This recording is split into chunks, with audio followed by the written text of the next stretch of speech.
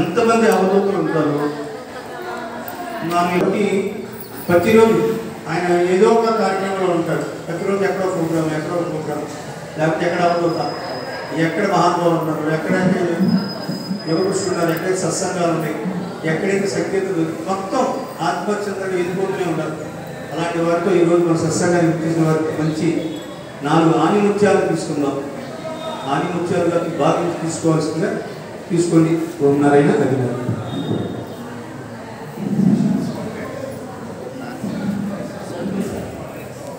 రాజయోగం తీసి సుఖాసనం వాసన పెట్టేసుకున్నాం. సుఖాసనం కూర్చొని ఒకసారి ఓంకారం చేయడమా. మా భక్తులందరూ కూడా 2 చేతులు జోడించి చెప్పడమా. ఓం శ్రీ మాతృదేవో భవ. ఓం శ్రీ మాతృదేవో భవ. ఓం శ్రీ పితృదేవో భవ. ఓం శ్రీ ఆచార్య దేవో భవ. ఓం శ్రీ అతిథి దేవో భవ. ఓం నమో నారాయణాయ.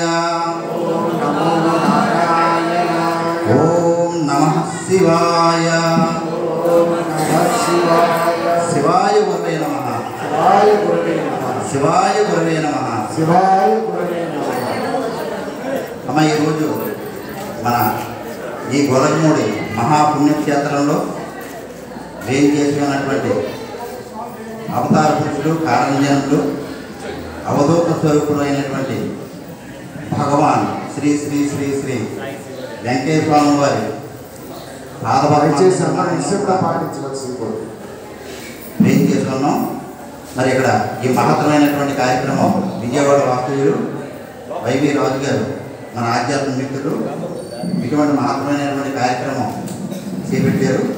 ఆ సందర్భంగా మనం కూడా ఇక్కడ రావడం, ఎక్కడెక్కడ నుంచో శ్రీకాకుళం నుంచి కడప, కర్నూలు, అనంతపురం, అలాగే రాజమండ్రి, కావనూరు, విజయవాడ, అనేక ప్రాంతాల నుండి, అనేక ప్రాంతాల నుండి ఆ యొక్క భగవాన్ వెంకటేశ్వర స్వామి వారి యొక్క భక్తులైనటువంటి మనందరం కూడా ఇక్కడ ఇచ్చేసి ఒక ఆధ్యాత్మిక కుటుంబంగా మనందరం కూడా ఇక్కడ కలుసుకోవడం జరిగింది. మన జీవితంలో మరువైనటువంటి రోజులు ఏమైనా ఉన్నాయంటే ఈ 3 రోజులండి. మిగతా రోజులు కూడా మనం ఎందుకు చేసుకోవాలి అంటే మన మహాత్ములు నొక్కు పక్కాడని చెప్తున్నారు. సత్సంగత్వే నిస్సంగత్వం, నిస్సంగత్వే నిర్మోహత్వం, సత్సంగత్వే నిస్సంగత్వం, నిస్సంగత్వే నిర్మోహత్వం, నిర్మోహత్వే నిశ్చలతత్వం, నిశ్చలతత్వే జీవన్ముక్తి. ఈ జీవుడికి ముక్తి ఎప్పుడయ్యా, పునిష్టాపు ఎప్పుడంటే ఇటువంటి సత్సంగాలు చేసుకోవడం వల్ల, సాధు మహాత్ములను దర్శనం చేసుకోవడం వల్ల, సత్గ్రంథ పఠనం చేసుకోవడం వల్ల మాత్రమే మనిషి తక్కువ సమయంలో ఎక్కువ లబ్ధి పొందేటువంటి మార్గం ఏదయ్యా అంటే ఇదే. చూడండి, మన భక్తులు మిత్రులు అనుకుంటారు తక్కువ పెట్టుబడితో ఎక్కువ లాభం ఏదయ్యా అని. పెట్టుబడి తక్కువ, ఎక్కువ లాభం ఏది అన్నది మనకు వ్యవసాయం, వ్యాపారం, ఉద్యోగాలు చేసుకుంటాం. ఏదైనా ఉద్యోగం అవుతుందండి, జీతం అంతా ఆలోచించి జాయిన్ అవుతుంది అంటే మనకి గిట్టుబాటు అవుతున్నాం. అలాగే ఏదైనా కూడా వ్యవసాయం, ఈ చెరుకు వేస్తే లాభం అవుతుందా, వరి వేస్తే లాభం అవుతుందా, జొన్న వేస్తే లాభం అవుతుందా అన్న రైతు కూడా ఏదైతే మనకి గిట్టుబాటు అవుతుందా అన్నది చూద్దాం. అలాగే మన ఆధ్యాత్మిక భక్తులు కూడా తక్కువ సమయంలో ఎక్కువ లబ్ధి పొందేటువంటిది ఏదంటే ఫస్ట్ సత్సంగం, ఇప్పుడు మనం చేసుకునేటువంటి సత్సంగం. రెండోది సాధు మహాత్ముని దర్శనం, ఒక మహాత్ముడి యొక్క సన్నిధిలో మనం. మూడోది సత్గ్రంథ పఠనం, రామాయణం, భారతం, అష్టాదశ పురాణాలు, లేదా భగవాన్ వెంకటేశ్వర స్వామి జీవిత చరిత్రలు, అలాగే సాయినాథుడు జీవిత చరిత్రలు, గురు చరిత్ర, ఇటువంటి సత్గ్రంథ పఠనం. ఈ 3 చేసుకున్నట్లయితే మనందరం కూడా ధరిస్తామయ్యా, తక్కువ సమయంలో ఎక్కువ లబ్ధి పొందుతాం అని చెప్పేసి మనకు తెలుస్తుంది. అయితే మన విజయవాడ పూజ్యులు గౌరీనీయులు శ్రీ వైవి రాజు గారు ఉదయం సత్సంగంలో చెప్పారండి, నేను పెద్ద ఏం చదువుకోలేదండి, ఏ చదువు చదవాలన్నా భౌతికమైనటువంటిది చదువు ఎల్కేజీ నుండి PhD వరకు చేసినట్లయితే ఏదో పట్టు పోషించుకోవడం కోసం ఏదో ఉద్యోగం వస్తుంది, పట్టు పోషించుకోవడం కోసం. అయితే భక్త ప్రహ్లాదు చెప్పాడు, చదువువన్ను చావులే చదువుతుంది.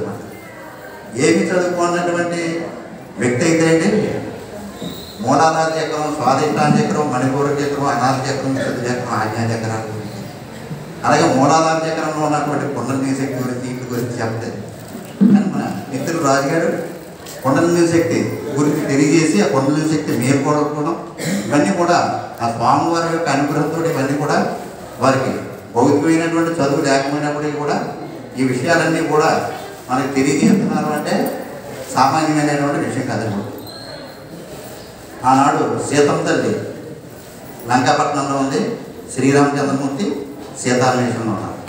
ఆ రాముడు ఎక్కడ ఉన్నాడు, సీతాదేవి తల్లి ఎక్కడుంది రాముడికి, వీళ్ళిద్దరికీ తెలియజేసినటువంటి వ్యక్తి ఎవరండి?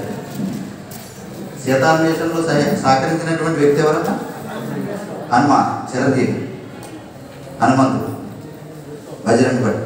ఆ హనుమంతుడు ఏ విధంగా అయితే ఆ యొక్క శ్రీరామచంద్రమూర్తి పలానా చోట ఉన్నాడమ్మా, సీతమ్మ తల్లి పలానా చోట ఉంది స్వామి అని చెప్పేసి శ్రీరామచంద్రమూర్తి ఎలాగైతే వారధిగా ఉండి తెలియజేశారో, అలాగే ఈ రోజుని భగవాన్ వెంకటేశ్వర స్వామి భక్తులు చాలామంది ఉన్నారు. అలాగే భగవాన్ వెంకటేశ్వర స్వామి శిష్యులు కూడా చాలామంది ఉన్నారు.